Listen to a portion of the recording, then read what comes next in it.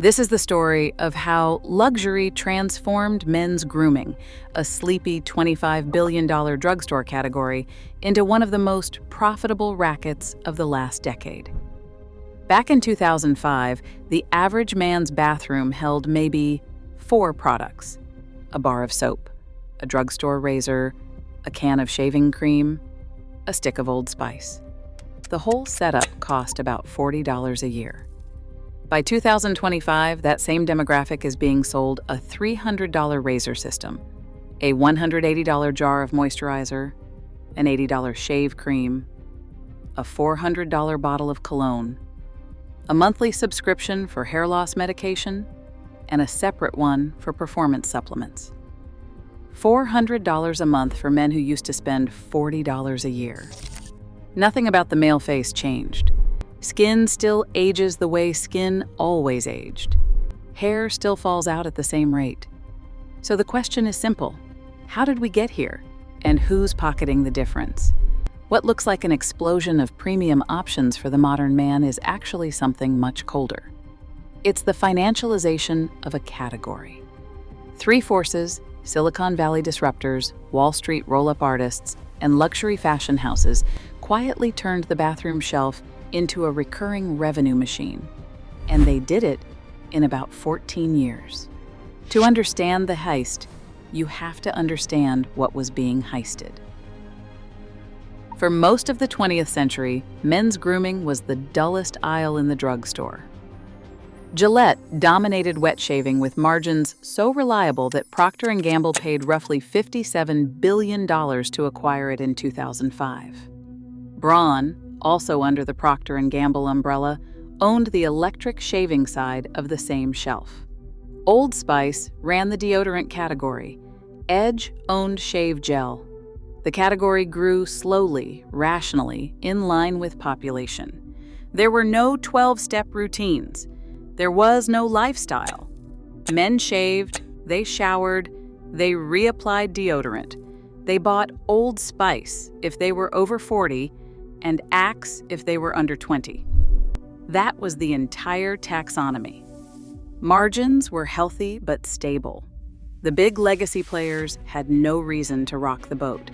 And that complacency, that boring profitability, was exactly the opening that disruptors were waiting for. In March of 2012, a man named Michael Dubin posted a video on YouTube. It was 90 seconds long. It cost about $4,500 to make. He stared into the camera, wandered through a warehouse, called his razors a name we can't repeat on this channel, and made one promise: razor blades for $1 a month, shipped to your door. The video racked up millions of views in the first 48 hours. Eventually, it would cross tens of millions. Dollar Shave Club wasn't actually selling cheaper razors. The blades themselves came from a Korean manufacturer called Dorco, the same blades you could buy on AliExpress for under $1, sourced from the same Dorco supply chain that serviced half the private label market. What Dubin sold was the BY Pass. He cut Gillette out of the relationship. The customer paid him directly, the blades arrived in the mail, and the entire drugstore middleman vanished. He was followed almost immediately. In 2013, Harry's launched, co-founded by Jeff Rader, one of the men behind Warby Parker, the direct-to-consumer eyewear brand that had already proven the playbook worked outside of tech. Same model: direct-to-consumer, simpler product, friendlier branding. That same year, an entrepreneur named Tristan Walker started Walker & Company and launched Bevel, a shaving system designed for black men whose skin and hair Gillette had spent a century ignoring.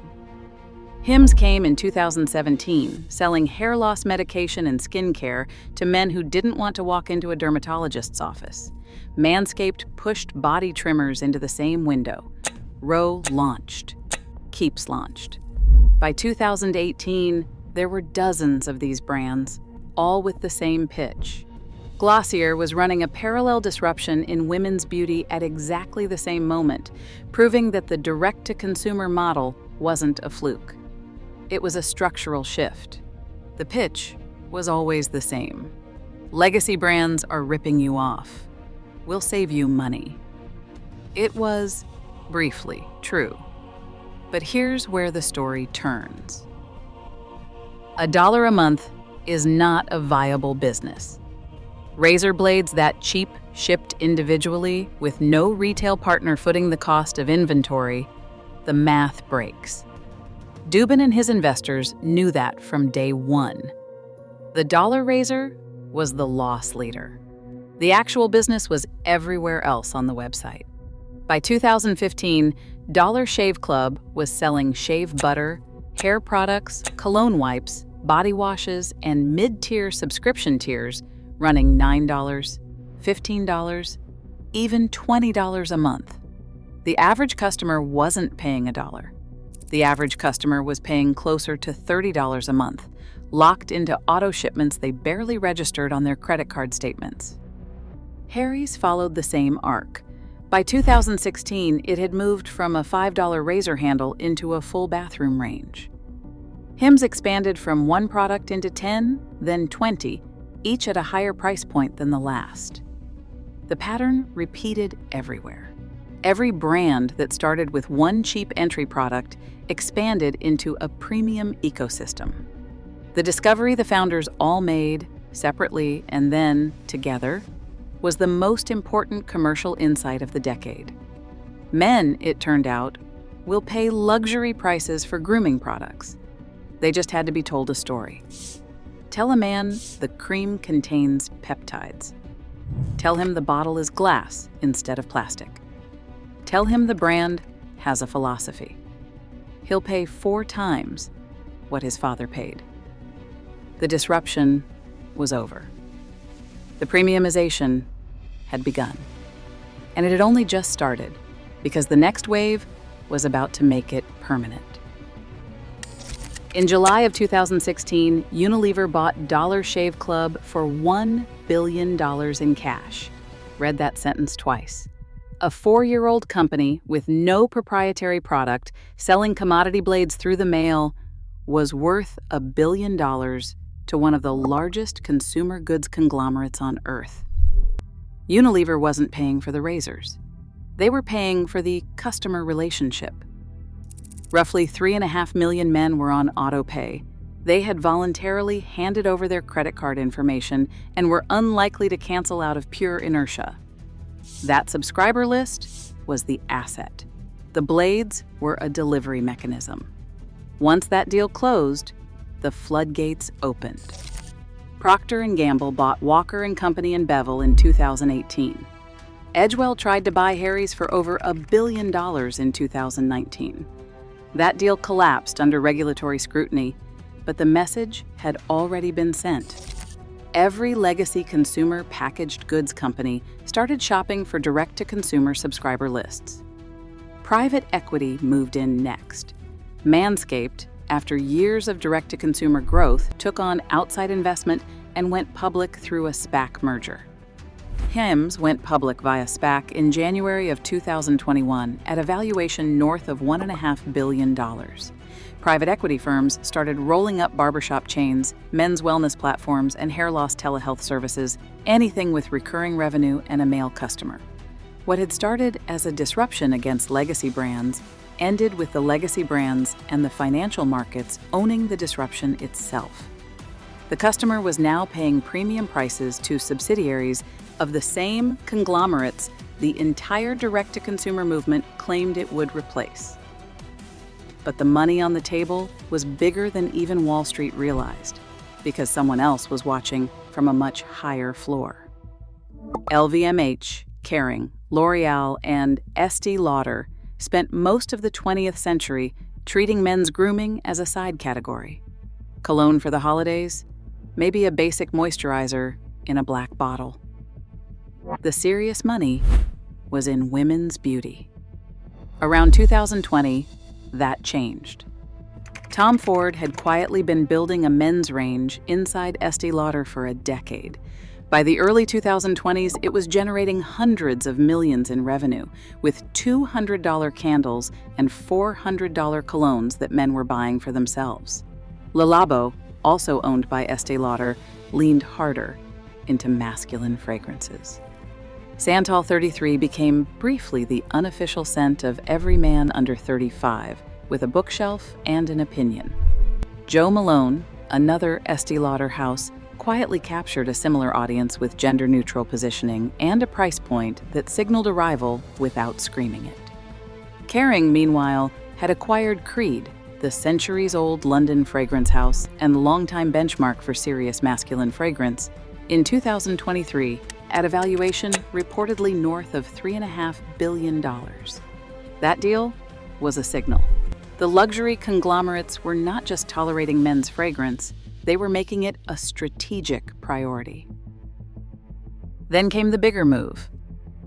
In April of 2023, L'Oréal announced an agreement to buy Aesop, the Australian apothecary brand, from Natra & Co. for an enterprise value of $2.5 billion. It was the largest acquisition in L'Oréal's history, and the bet was driven heavily by how aggressively men had adopted the brand's gender-neutral pseudo-luxury packaging. The new entrants followed. Augustinus Bader, the German skincare brand priced at $300 to $700 a jar, built on a proprietary TFC-8 cell renewal complex that became its marketing cornerstone, expanded its marketing aimed at men. Maison Francis Kurkdjian Fragrances, owned by LVMH since 2017, became aspirational status objects in the male market, with Bernard Arnault's luxury conglomerate treating the house as a signal of where masculine fragrance was heading at the top of the market.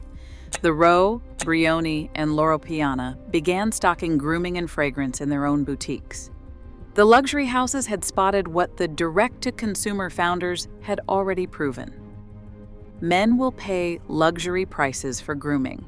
So instead of competing on innovation, the luxury houses simply attached their existing brand prestige to the category and watched it sell.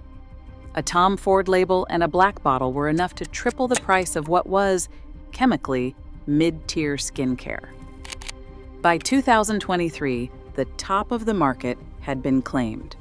This is where we are now. Three forces have converged on the same shelf. The direct-to-consumer layer, mostly absorbed into Unilever, Procter & Gamble, and private equity-backed roll-ups, runs the mid-market. The $8 shave creams, the $20 moisturizers, the subscription auto ships. Wall Street roll-ups run the wellness side. The hair loss platforms, the supplement subscriptions, the barbershop chains charging $80 for a fade. And the luxury houses sit on top, selling $300 razors, $400 colognes, and $180 face creams on heritage and packaging more than ingredients.